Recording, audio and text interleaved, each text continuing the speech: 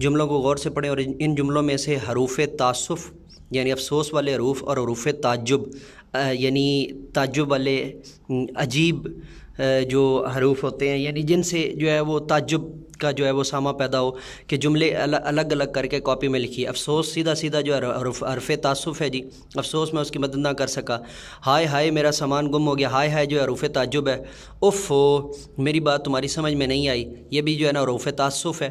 یا اللہ میری مدد فرما, یا اللہ میری مدد فرما حروف تعجب ہے جی. اللہ اللہ مدینے کی کیا بات ہے, اللہ اللہ یہاں پر حروف تعجب ہے. واہ رے تیرے کیا کہنے, یہاں پر جو ہے نا وہ یہ حروف تعسف ہے. واہ رے تیرے کیا کہنے مطلب کوئی جب جو ہے وہ الٹا سیدھا کر دے تو اس کے اوپر جو ہے, لیکن حروف تعجب میں یہ لفظ جو ہے وہ زیادہ بہتر طریقے سے جائے گا. واہ رے تیرے کیا کہنے کہ عجیب ہی کرتے ہو. ٹھیک ہے, کیا یہ سب کیسے ہوا, کیا کے بعد آپ نے وقفہ دینا ہے, یہ بنیادی یہاں پہ جو ہے نا یہ بھی حروف تعجب ہے.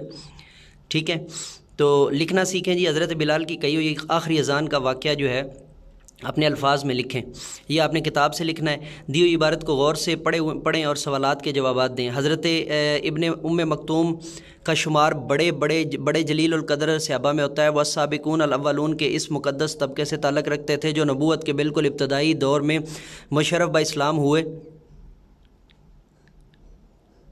اذان ہو رہی ہے جی, اذان کا انتظار کر لیں. اذان کے احترام میں تھوڑی دیر کے لیے خاموشی اختیار کر رہا ہوں, اس کے بعد پھر دوبارہ شروع کروں گا.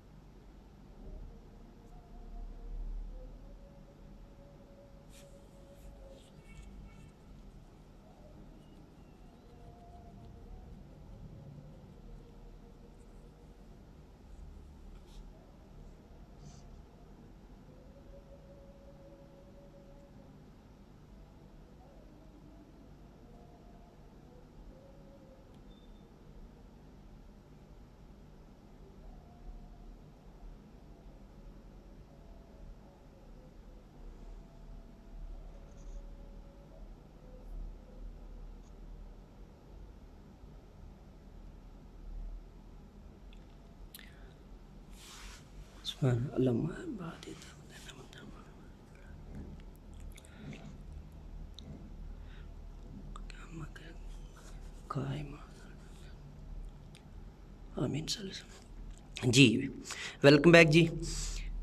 اور حضرت بالکل ابتدائی دور میں مشرف با اسلام ہوئے. حضرت ابن ام مکتوم اگرچہ بصارت سے محروم تھے لیکن اللہ تعالیٰ نے انہیں نہایت صالح اور سعید فطرت سے نوازا. اس لیے بعثت نبوی کے بعد ان کے کانوں میں جوں ہی دعوت حق کی آواز پڑی انہوں نے بلا تعمل اسے قبول کر لیا. حضرت ابن ام مکتوم قرآن کریم کے حافظ تھے اور ہجرت کے بعد مدینہ منورہ میں لوگوں کو قرات سکھایا کرتے تھے. ان کو مسجد نبوی میں باجماعت نماز ادا کرنے کا بے حد شوق تھا.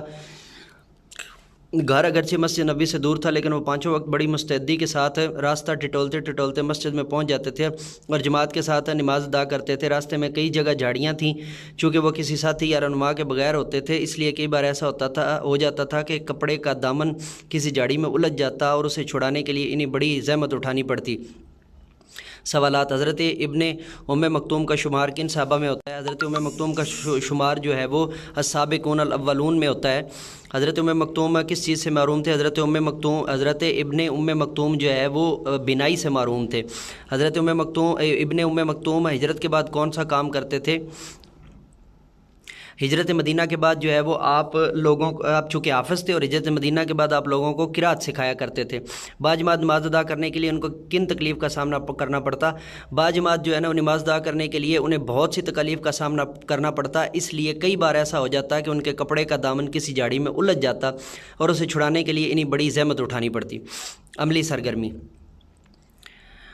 مؤذن رسول صلی اللہ علیہ وسلم کے موضوع پر ایک تقریر تیار کریں اور جماعت میں پیش کریں. آپس میں جو ہے نا وہ جو لوگ تعلیم و تربیت کے واٹس ایپ گروپ میں میرے ساتھ اٹیچ ہیں, میں کوشش کروں گا ایک اچھی اور فصیح جو ہے نا وہ فصیح و بلیغ تقریر لکھ کر 3 سے 4 منٹ کی وہ وہاں پہ جو ہے وہ اپلوڈ کر دوں اور آپ وہاں سے جو ہے نا وہ ڈاؤن لوڈ کر لیجئے گا.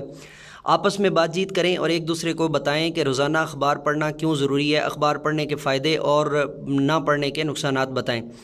اچھا جی، صفحہ نمبر 16 پہ بھی ٹیچنگ پوائنٹ ہے، معلمانہ نقطہ پڑھ لیتے ہیں جی۔ سوال نمبر 6 اور 7 کے تصورات پچھلی جماعت میں پڑھائے جا چکے ہیں، جہاں ان کا اعادہ کروایا گیا ہے۔ بچوں سے پہلے زبانی طور پر سوال کریں کہ حروف فجائیہ، حروف فجا کسے کہتے ہیں اور مترادف الفاظ کسے کہتے ہیں۔ حروف فجا جن میں کسی افسوس، تاسف یا تعجب کا جو ہے وہ معنی پایا جا رہا ہے، انہیں حروف فجائیہ کہتے ہیں جی۔ اور مترادفات جو ہے وہ سینونیمز ہوتے ہیں الفاظ کے۔ بعد ازاں کتاب کا کام مکمل کروائیں۔ سوال نمبر 10 کے لیے بچوں سے بات چیت کریں اور تقریر تیار کروا کر